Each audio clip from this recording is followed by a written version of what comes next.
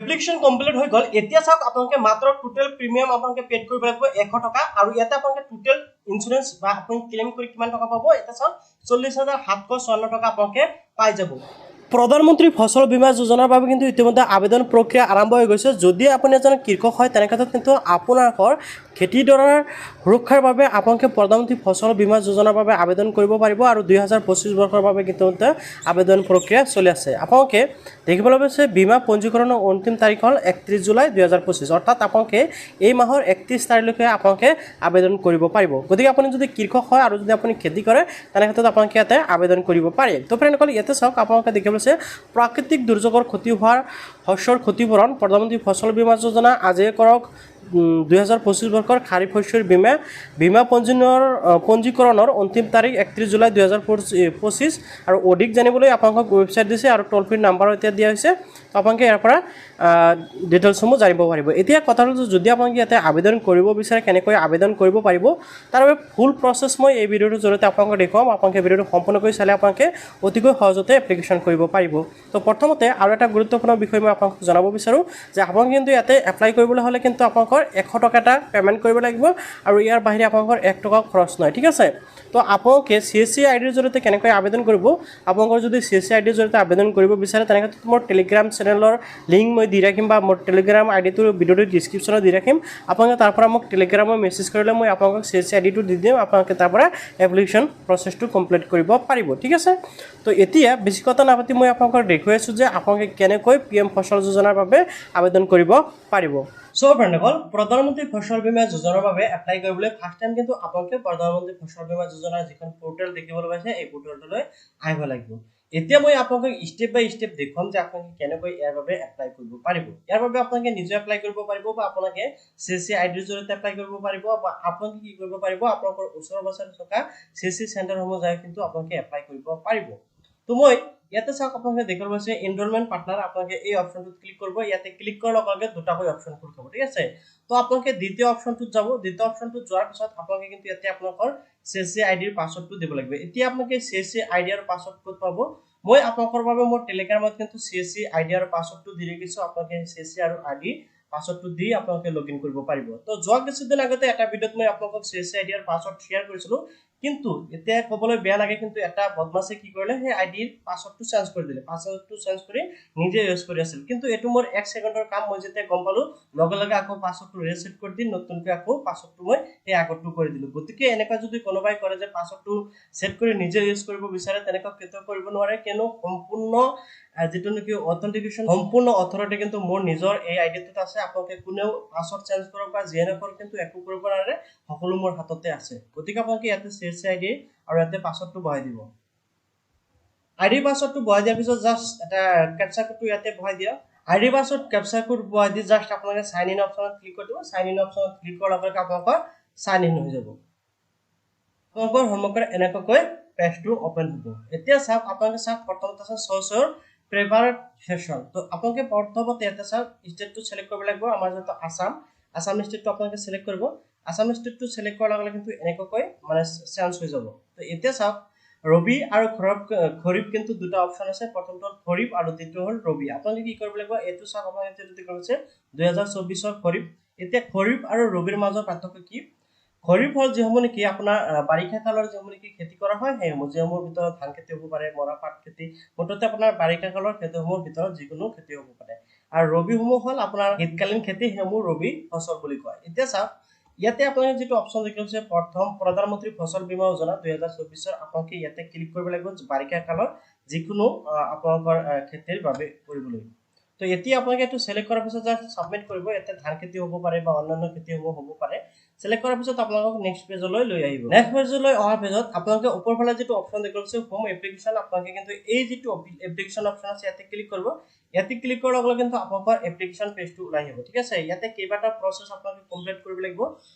আপোনালোকে এতিয়া সব কি কৰিব লাগিব এপ্লিকেশন ফৰ্ম যেটো অপচন আছে আপোনালোকে কিন্তু ইয়াতে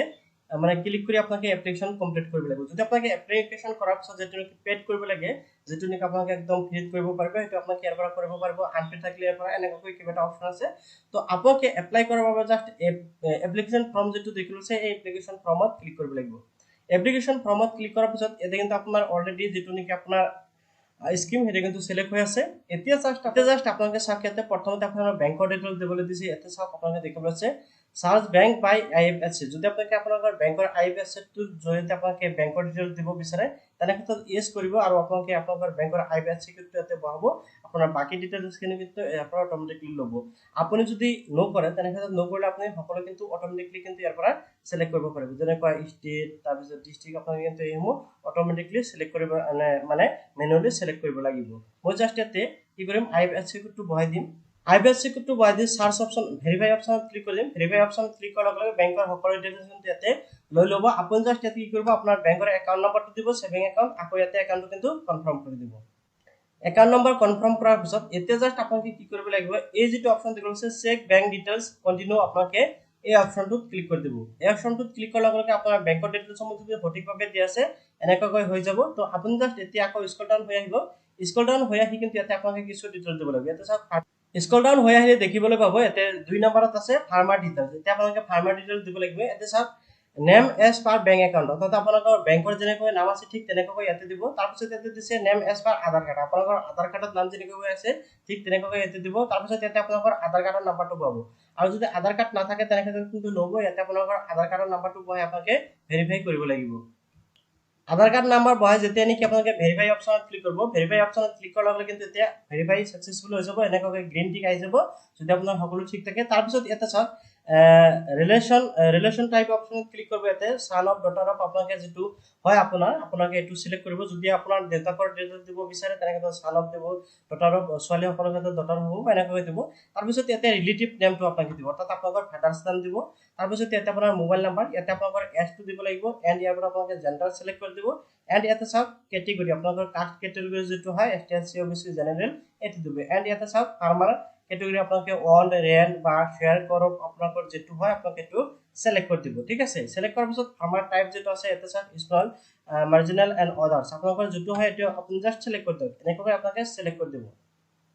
এই ডিটেইলছসমূহ দিয়াৰ পিছত ৰিলেটিভ ডিটেইলছসমূহ দিয়াৰ পিছত আপোনালোকে স্ক্ৰল ডাউন হৈ আহিব স্ক্ৰল ডাউন হৈ আহি আপোনালোকে দেখিবলৈ পাব আপোনালোকৰ ষ্টেটটো অলৰেডি সিলেক্ট হৈ আছে ৰেসিডেন্ট ডিটেইলছ তাৰ পিছত ইয়াৰ পৰা আপোনালোকে ডিস্ট্ৰিক্টটো সিলেক্ট কৰিব আপোনালোকৰ যোনটো ডিস্ট্ৰিক্ট হয় ডিস্ট্ৰিক্টটো সিলেক্ট কৰাৰ পিছত ইয়াৰ পৰা সাব ডিস্ট্ৰিক্ট আপোনালোকে দিব এন্ড ইয়াতে ৰেসিডেন্ট বেলেন্স এন্ড পিন কোডটো আপোনালোকে বহাই দিব এই ডিটেইলছসমূহ দিয়াৰ পিছত আপোনালোকে জাস্ট ইয়াতে আপোনালোকৰ এড্ৰেছটো আপোনালোকে সিলেক্ট কৰি দিব এড্ৰেছসমূহ দিয়াৰ পিছত ইয়াতে চাওক নমিনি ডিটেইলছ আপোনালোকে দেখিব গৈছে নমিনি ডিটেইলছ দিব বিচাৰে তাৰ ক্ষেত্ৰত ইয়াতে টিক লগাই দিলে টিকটো উঠাই দিব আপোনাৰ নমিনি ডিটেইলছ ইয়াতে দিবলৈ দিছে আৰু যদি নমিনি ডিটেইলছ দিব নিবিচাৰে তেনে ক্ষেত্ৰত জাস্ট আপোনালোকে ইয়াতে ক্লিক কৰি দিব ক্লিক কৰাৰ লগে লগে আপোনাৰ নমিনি ডিটেইলছ দিয়াৰ কোনো ধৰণৰ প্ৰয়োজনীয়তা নাই মই ইয়াতে নমিনি ডিটেইলছ দিয়া নাই আপোনালোকে দিব বিচাৰে এটো জাস্ট টিকটো উঠাই দিব ইয়াতে নমিনি ডিটেইলছ আপোনালোকে দিব লাগিব মই ইয়াতে নমিনি ডিটেইলছ নিদু মই জাস্ট সেভ এন্ড কন্টিনিউ অপচনত ক্লিক কৰি দিম সব আপোনালোকৰ সন্মুখত এনেকৈ আহি যাব এতিয়া আপোনাক ক্ৰপ ডিটেইলছসমূহ দিব লাগিব অৰ্থাৎ আপোনাৰ খেতিৰ ডিটেইলছসমূহ দিব লাগিব আপুনি কি যত নেকি খেতি কৰিছে সেই ডিটেইলছসমূহ আপোনালোকে ইয়াতে দিব লাগিব ইয়াতে অলৰেডি ষ্টেটটো সিলেক্ট হৈ আছে ইয়াতে ইয়াৰ পৰা আপোনালোকে ডিস্ট্ৰিক্ট সিলেক্ট কৰিব সাব ডিভিজন সিলেক্ট কৰিব ব্লক আপোনালোকৰ গ্ৰাম পঞ্চায়ত ভিলেজ আপোনালোকে সকলো কিন্তু ইয়াৰ পৰা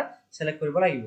এতিয়া আপোনালোকে এড্ৰেছটো দিয়াৰ পিছত মিক্স ক্ৰপিং নেকি যদি আপুনি খেতি মিক্স কৰিছে ধৰক ধান খেতি বা অন্যান্য খেতি কৰিছে একেলগে তেনেহলে আপোনালোকে মিক্স ক্ৰপিংত ক্লিক কৰি আপোনালোকে ইয়াৰ পৰা মিক্স ক্ৰপিংৰ ডিটেইলছ দিব পাৰিব আৰু যদি নহয় তেনেহলে আপুনি জাস্ট এটো উইথড্ৰ কৰি দিয়ক এতে টিকটো উঠাই দিয়ক এটা সব ক্ৰপিং ডিটেইলছ অপচনত যেতে ক্লিক কৰিব ইয়াৰ পৰা আপোনালোকে এটো সিলেক্ট কৰিব তলৰটো এন্ড ইয়াতে আপোনালোকৰ ডেটটো শোয়িং ডেটটো সিলেক্ট কৰিব ঠিক আছে অৰ্থাৎ যেটো ডেটত আপোনালোকে এপ্লাই কৰি আছে সেই ডেটটো আপোনালোকে ইয়াতে এপ্লাই কৰিব তাৰ পিছত ইয়াতে চাওক সাৰ্ভে খাতা নাম্বাৰ আপোনালোকৰ মাটিৰ দাগ নাম্বাৰ আপোনালোকে ইয়াতে বহাব লাগিব আপোনালোকৰ দাগ নাম্বাৰ তাৰ পিছত ইয়াতে আপোনালোকৰ খসৰা নাম্বাৰ আপোনালোকৰ যেটো হয়তো বহাই দিব এন্ড ইয়াতে চাওক ইন্সুৰেন্স এৰিয়া ইন হেক্টৰ অৰ্থাৎ আপুনি যেটো ক্ষেত্ৰৰ বাবে এপ্লাই কৰি আছে সেই ক্ষেত্ৰটো কিমান পৰিমাণৰ হেক্টৰ হিচাপত এটা দিবলৈ দিছে 1 বিঘাত কিন্তু 1 হেক্টৰ কম হয় মই জাস্ট আপোনাক বুজাবলৈ ইয়াতে 1 হেক্টৰ দিলো 1 হেক্টৰ যদি আপোনাকে দিয়ে ইয়াতে আপোনাকে ক্লেম যেতে কৰিব কিমান টকা পাব 40754 টকা লাভ কৰিব ইয়াতে আপোনাকে কিমান টকা দিব লাগিব মাত্ৰ ফাৰ্মাৰ সকলে 1 টকা এটা পেমেন্ট কৰিব লাগিব মই ভিডিওটোৰ আৰম্ভণিতে কৈছো মাত্ৰ 1 টকা আপোনাকে পেমেন্ট কৰিব লাগিব টোটাল ইয়াতে চাওক প্ৰিমিয়াম আপোনাকে চাওক এই যে বাকি টোটাল 3097 টকা এটো কিন্তু সরকারে পেমেন্ট কৰিব ঠিক আছে আপোনাকৰ যদি কিবা ক্ষতি হয় তেনেকৈ আপোনাকে 40000 টকাটো লাভ কৰিব মই জাস্ট স্ক্ৰল ডাউন হৈ আহিলো স্ক্ৰল ডাউন হৈ অহাৰ পিছত add group or survey number insurance details সব আপোনাক দিবলৈ দিছে তো আপোনাকে এতিয়া এটো অপচনত ক্লিক কৰিব এটো অপচনত ক্লিক কৰাৰ লগে লগে আপুনি যি সমূহ ডিটেইলস ইয়াতে দিলে অৰ্থাৎ ওপৰত যি সমূহ ডিটেইলস নেকি আপোনাকে দিলে অলপ আগতে সেই ডিটেইলস খিনি কিন্তু ইয়াতে শো কৰিব অৰ্থাৎ আপোনাৰ ইন্সুৰেন্সৰ ডিটেইলস খিনি ইয়াতে শু হৈ গ'ল বা আহি গ'ল ঠিক আছে এড হৈ গ'ল তো এতিয়া চাওক মই স্ক্ৰল ডাউন হৈ আহিলো এতিয়া আপুনি চাওক এপ্লিকেশ্যন ডকুমেণ্টছ দিবলৈ দিছে ইয়াতে দুটা ডকুমেণ্টছ আপোনালোকৰ বাবে মেণ্ডেটৰী কৰিছে প্ৰথমটো হ'ল পাছবুক আৰু দ্বিতীয়টো হ'ল লেণ্ড ৰেকৰ্ড আৰু এই যিটো সুইং সাৰ্টিফিকেট আপোনালোকে দেখিবলৈ পাইছে বা টেন সাৰ্টিফিকেট আপোনালোকে দেখিবলৈ পাইছে যদি আপোনালোকে ধৰক মাটিটো বন্ধকীত লৈছে বা আপোনালোকে মানে ভাগত কৰি আছে তেনে ক্ষেত্ৰত আপোনালোকে যিটো বন্ধকী লোৱাৰ সময়ত যিটো নেকি লিখিব লাগে যিটো আপোনাৰ হেৰি থাকে এগ্ৰিমেণ্ট থাকে সেই এগ্ৰিমেণ্টটো ইয়াতে আপলোড কৰিব লাগিব আৰু যদি নাই আপোনালোকে আপলোড কৰিব নকৰিলেও হ'ব কোনো ধৰণৰ অসুবিধা নাই বাট আপোনালোকৰ এই যিটো পাছবুক বেংকৰ পাছবুক আপোনালোকে যিটো নেকি বেংক ডিটেইলছ দিছিল সেই বেংকৰ পাছবুক লগতে আপোনাৰ খাজনা ৰচিদ বা আপোনালোকৰ মাটিৰ জমাবন্দী যিকোনো ৰেকৰ্ড কিন্তু আপোনালোকে ইয়াতে আপলোড কৰিব লাগিব তো আপলোড কৰাৰ বাবে চুইচ ফাইল অপশ্যনত ক্লিক কৰিব চুইচ ফাইল অপশ্যনত ক্লিক কৰাৰ পিছত ইয়াৰ পৰা মই বেংক পাছবুকটো প্ৰথমতে সিলেক্ট কৰি আছো আপোনালোকে আপলোড মানে ডকুমেণ্টছটো সিলেক্ট কৰাৰ পিছত মানে সিলেক্ট কৰাৰ পিছত এনেকৈ লোডিং হ'ব তাৰ সময়ত এটা কথা মন কৰিব ফাইলটো কিন্তু এটা ডকুমেণ্টছটো কিন্তু 500 কিবিতকৈ কম হ'ব লাগিব ঠিক আছে ইয়াতে 500 কিবিতকৈ বেছি হৈছে যাৰ বাবে এনেকৈ শো হৈছে লেণ্ড ৰেকৰ্ডটো আপলোড কৰাৰ পিছত তলত কিন্তু এনেকৈ ডকুমেণ্ট শো কৰিব আপোনালোকে আপলোড কৰি দিব আপলোড কৰাৰ পিছত এনেকৈ আপলোড হ'ব এটা কিন্তু এই ডকুমেণ্টটো আপলোড হৈছে প্ৰথমটো আপলোড হোৱা নাই তো মই বেংক পাছবুকটো আকৌ নতুনকৈ আপলোড কৰি দি আছো দুটা ডকুমেণ্টছ আপলোড কৰাৰ পিছত কিন্তু এনেকৈ ৰাইট আহি যাব আপোনালোকৰ তাৰ পিছত কি কৰিব লাগিব স্ক্ৰল ডাউন হৈ আহিব স্ক্ৰল ডাউন হৈ আহি আপোনালোকে দেখিবলৈ পাব ইয়াতে প্ৰিভিউ অপশ্যন আছে আপোনালোকে এই প্ৰিভিউ অপশ্যনত ক্লিক কৰি দিব প্ৰিভিউ অপশ্যনত ক্লিক কৰাৰ লগে লগে আপোনাৰ ডিটেইলছসমূহ কিন্তু এনেকৈ সকলো শো কৰিব আপুনি যিবোৰ ডিটেইলছ দিছিল নেকি সকলো ডিটেইলছ ইয়াতে শো কৰিব আপোনালোকৰ বেংক একাউণ্টৰ লগতে সকলো ডিটেইলছ ইয়াতে শো কৰিব আপোনালোকে এই যিখন পেজ আছে এই পেজটো কি কৰিব যদি আপুনি আন মানুহক এপ্লাই কৰি আছে তেনে ক্ষেত্ৰত এই প্ৰিন্ট অপশ্যনত ক্লিক কৰি প্ৰিন্ট কৰি কাস্টমাৰক দিব পাৰিব বা আপোনালোকে খেতিয়কজনক কিন্তু এটো দিব পাৰিব এতিয়া আপোনাৰ যদি সকলো ডিটেইলছ ঠিক আছে আপুনি এবাৰ ভালকৈ চাই ল'ব তথাপিও আপোনাৰ যদি সকলো ঠিক আছে তেনে ক্ষেত্ৰত আপোনালোকে জাস্ট এই যিটো সাবমিট অপশ্যন আছে সাবমিট অপশ্যনত ক্লিক কৰি দিয়ক সাবমিট অপশ্যনত ক্লিক কৰাৰ লগে লগে আপোনালোকৰ পলিচি নাম্বাৰ লগতে একাউণ্ট নাম্বাৰ আপোনালোকৰ ফাৰ্মাৰ শেয়াৰিং সকলো ডিটেইলছ কিন্তু ইয়াৰ পৰা আহি যাব তো এতিয়া জাস্ট আপোনালোকে কি কৰিব লাগিব এই যিটো মেক পেমেন্ট অপশ্যন দেখুৱাই আছে এই মেক পেমেন্ট অপশ্যনত ক্লিক কৰিব লাগিব মেক পেমেন্ট অপশ্যনত ক্লিক কৰাৰ লগে লগে আপোনালোকক পেমেন্টটো ইয়াতে ইডুৰ শো কৰি আছে পেমেন্ট মেথডলৈ লৈ যাব এতিয়া জাস্ট মই কি কৰিব লাগিব এই যেটো আনপেড এপ্লিকেশন দেখুৱাই আছে এই অপশ্যনটোত ক্লিক কৰিব লাগিব যেহেতু মোৰ ওয়ালেটত বেলেন্স কম আছিল বেলেন্স কম থকাৰ বাবে মই পেমেন্টটো কমপ্লিট কৰিব পৰা নাই আন এজনে হয়তো এই দুটা কৰিছিল মই এজনক মানে আইডি দিছিলো হেজনে কৰিছে এতিয়া চাক মই এইটো কৰিলো যোৱাকালি 29 আছিল মই যোৱাকালি বাকি কামখিনি কৰিছিলো মই যিখিনি এতিয়া দেখুৱাইছো আজি 30 তাৰিখে দেখুৱাইছো আপোনালোকে কিছুমানকে ভাবে যে ভিডিও অতি সহজতে হৈ যায় ভিডিও এটা বনাবলৈ বহুত সময় লাগে যোৱাকালি মই পেমেন্টটো কৰিব পৰা নাছিল যাৰ বাবে মই আকৌ পেমেন্টটো আজি কৰি এই প্ৰসেসটো আপোনাক কমপ্লিট কৰি দেখুৱাইছো এতিয়া মই ভিউ ট্ৰানজাকচন অপশ্যনত ক্লিক কৰিলো ভিউ ট্ৰানজাকচন অপশ্যনত ক্লিক কৰাৰ পিছত ইয়াতে চাওক দুবাৰকৈ মই পেমেন্ট কৰিবলৈ বিচাৰিছিলো কিন্তু দুবাৰে পেমেন্টটো মোৰ কি হ'ল ফেল হ'ল মই এতিয়া চেক ষ্টেটাস অপশ্যনত ক্লিক কৰি দিলো ইয়াতে ক্লিক কৰাৰ পিছত ইয়াতে মই কি কৰিব লাগিব মেক পেমেন্ট যেটো অপশ্যন আপোনাক দেখাইছে এই পেমেন্ট অপশ্যনত ক্লিক কৰিব লাগিব ইয়াতে ক্লিক কৰাৰ পিছত আকৌ মেক পেমেন্ট অপশ্যনত ক্লিক কৰিব লাগিব ইয়াতে 100 টকা এটা পেমেন্ট কৰিব লাগিব মই আকৌ মেক পেমেন্ট অপশ্যনত ক্লিক কৰি দিলো মেক পেমেন্ট অপশ্যনত ক্লিক কৰাৰ পিছত অলপ লোডিং হ'ব আৰু পেমেন্ট পেজলৈ লৈ যাব এতিয়া চাওক ইয়াতে কিন্তু মই টোটাল কিমান পেমেন্ট কৰিব লাগিব ইয়াতে চাওক সেল এমাউন্ট আপোনাক দেখাইছে 100 रुपीस আৰু ইয়াতে চাওক ওয়ালেট এমাউন্ট কিমান কাটিব 76 रुपीस কিন্তু ইয়াৰ পৰা কাট খাব ঠিক আছে অৰ্থাৎ আপোনাক যদি এপ্লাই কৰে তেনে ক্ষেত্ৰত আপোনাক সিএসসি সেন্টাৰে আপোনাকৰ পৰা কিমান চাৰ্জ ল'ব 100 টকা ল'ব ঠিক আছে এপ্লাইৰ বাবদ টোটাল 100 টকাটা ল'ব তো প্ৰথমতে ইয়াতে সিএসসি পাসওয়াৰ্ড দিব লাগিব মই সিএসসি পাসওয়াৰ্ডটো দি আছো সিএসসি পাসওয়াৰ্ডটো দিয়াৰ পিছত ভ্যালিড অপশ্যনত যেতে ক্লিক কৰিব ভ্যালিড অপশ্যনত ক্লিক কৰাৰ পিছত আপোনাৰ ভ্যালিড হ'ব বা অলপ লোডিং হ'ব লোডিং হোৱাৰ পিছত এনেকৈ আপোনাকৰ ৰেফাৰেন্স নাম্বাৰ আপোনাৰ ডেটটো লগতে আপোনাৰ ওয়ালেট আইডি দেখুৱাব এতিয়া আপুনি কি কৰিব লাগিব এই যেটো ওয়ালেট পিন এই ওয়ালেট পিনটো দিব লাগিব এতিয়া চাওক ফ্ৰেণ্ডসকল আপোনাক যদি ইয়াতে মই ওয়ালেট পিনটো মই সকলো মানুহক দিও তেনে ক্ষেত্ৰত প্ৰতিটো এপ্লিকেশনৰ বাবে মোৰ কিমান 76 रुपीस কৈ ইয়াতে মোৰ কাট খাই যাব ঠিক আছে যদি 100 জন মানুহে এপ্লাই কৰে চাওক কিমান টকা যাব গতিকে মই ইমান টকা যেহেতু আপোনাক দিব নোৱাৰো যদি আপোনাক ইয়াতে এপ্লাই কৰিব বিচাৰে সিএসসি আইডিৰ জৰিয়তে তেনে ক্ষেত্ৰত মোক আপোনাক কন্টাক্ট কৰিব পাৰে মই আপোনাক আইডিটো আৰু ওয়ালেট পাসওয়াৰ্ডটো দি দিম ঠিক আছে ওয়ালেট পাসওয়াৰ্ডটো দিলে আপোনাক কি কৰিব পাৰিব এপ্লাই কৰিব পাৰিব নিজে এপ্লাই কৰিব পাৰিব বাট আপোনাক মোৰ লগত মোৰ ভিডিওৰ ডেসক্ৰিপচনত মোৰ টেলিগ্ৰাম লিংকটো দি আছে তাৰ পৰা আপোনাক কন্টাক্ট কৰিব পাৰে প্ৰতিটো আপোনাক এপ্লিকেশনৰ বাবে কিন্তু 76 रुपीस কৈ আপোনাক পেমেন্ট কৰিব লাগিব তো মই ইয়াতে জাস্ট কি কৰিম ওয়ালেট পাসওয়াৰ্ডটো দি আছো ওয়ালেট পাসওয়াৰ্ডটো দিয়াৰ পিছত মই জাস্ট ইয়াতে পে অপশ্যনত ক্লিক কৰিম পে অপশ্যনত ক্লিক কৰাৰ লগে লগে কিন্তু মোৰ ইয়াতে পেমেন্টটো কমপ্লিট হৈ যাব ইয়াতে সব পেমেন্ট সাকসেসফুলি দেখুৱাইছে জাস্ট অলপ ওয়েট কৰক এটা সব পেমেন্টটো কিন্তু মোৰ সাকসেসফুলি হৈ গল আপোনাক দেখিবলৈ আছে পেমেন্ট সাকসেসফুল হৈছে গো টু নিউ এপ্লিকেশন বা প্ৰিন্ট অপশনত ক্লিক কৰিলে আপুনি যাৰ বাবে এপ্লাই কৰিলে প্ৰিন্ট অপশনত ক্লিক কৰি কিন্তু সেইজনক যিজনৰ বাবে এপ্লাই কৰিলে তাৰ ডিটেইলছটো আপোনালোকে প্ৰিন্ট আউট কৰি দিব পাৰিব এনেকৈ আপোনালোকে চাওক এনেকৈ আপোনালোকৰ এপ্লিকেশনটো আহি যাব আপুনি যাৰ বাবে এপ্লাই কৰিছে এই এপ্লিকেশনটো কিন্তু আপোনালোকে ইয়াতে প্ৰিন্ট ৰিচিভ অপশনত ক্লিক কৰি প্ৰিন্টটো কৰি দিব পাৰিব হৈ গ'ল অৰ্থাৎ আপোনাৰ এপ্লাই প্ৰসেসটো কমপ্লিট হৈ গ'ল ইয়াৰ পিছত আপোনালোকে কি কৰিব লাগিব ইয়াৰ বাবে আপোনালোকে কিন্তু পিছত আকৌ ক্লেম কৰিব লাগিব আপুনি যে এপ্লাই প্ৰসেসটো কমপ্লিট কৰিলে আপোনাৰ কাম শেষ হৈ গ'ল এটোৱে নহয় যদি আপোনাৰ খেতিটো প্ৰাকৃতিক কোনো দুৰ্যোগৰ কাৰণে বিনষ্ট হৈ যায় কোনো ধৰণৰ ক্ষতি হয় তেনে ক্ষেত্ৰত আপুনি কি কৰিব পাৰিব আকৌ ইয়াৰ বাবে ক্লেম কৰিব লাগিব ঠিক আছে ক্লেম কেনেকৈ কৰিব লাগে আন এটা ভিডিঅৰ জৰিয়তে দেখাম আপোনালোকে ক্লেম কৰিলে কি হ'ব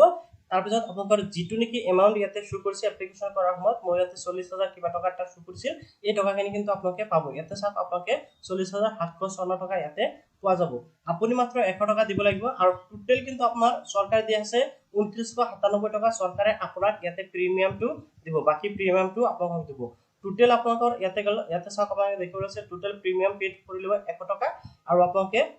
যেতে নেকি আপোনাৰ ক্লেম কৰা হ'ব ইন্স্যুৰেন্সটো ক্লেম কৰা হ'ব 40754 টকা আপোনাকে